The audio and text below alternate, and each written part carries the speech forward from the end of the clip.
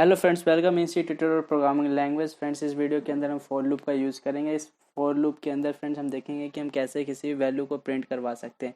Friends, वैसे for loop का use से हम क्या कर सकते हैं, हज़ारों लाखों करोड़ों तक वैल्यू को ईजिली प्रिंट करा सकते हैं। फ्रेंड्स, फॉर लूप 2 लाइन के प्रोग्राम्स के अंदर हम चाहता हूँ जितना चाहे उतने वैल्यू को प्रिंट करा सकते हैं। जैसे फ्रेंड्स आप यहाँ पर देख सकते हैं, हमने एक छोटा सा प्रोग्राम फॉर लूप का लिया हुआ है।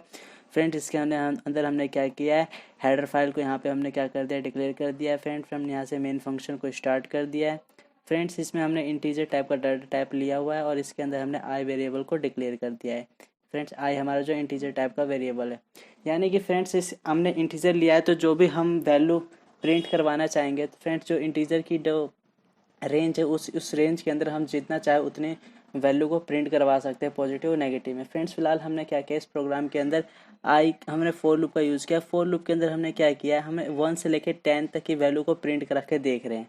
फ्रेंड्स, जैसे कि हमने यहाँ पे देख सकते हो, हमने आई की वैल्यू स्टार्टिंग में इनिशलाइज कर दिया 1, यानी कि आई को हमने 1 से इनिशलाइज कर दिया है।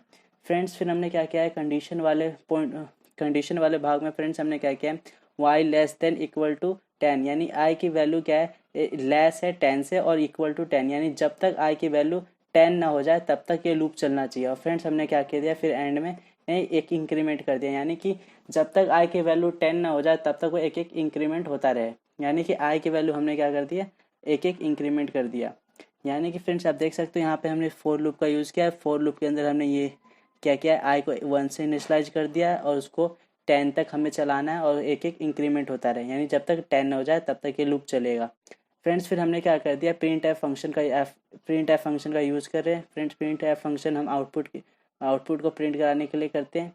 फ्रेंड्स, आप देख सकते हैं यहाँ पे हमने %d लिया। %d क्या होता है, इंटीजर टाइप का फॉर्मेट होता है, यानी कि आई को प्रिंट कराने के लिए हमने %d लिया है। फिर हमने क्या किया फ्रेंड्स, आई को हमने प्रिंट करा दिया है। फ्रेंड्स, फिर क्या करेगा, ये लूप चलेगा और आई की वैल्यू को प्रिंट करेगा। फ्रेंड्स, चलो कंपाइल करके चेक करते हैं। फ्रेंड्स, जैसे आप देख सकते हो कि कंपाइलेशन सक्सेसफुली हो चुका है। अब हम इसको रन करा के चेक करते हैं। फ्रेंड्स, जैसे आप देख सकते हो, आई की वैल्यू वो आई 1 से स्टार्ट हुआ और 10 तक इसकी वैल्यू क्या क्या प्रिंट कर दिया।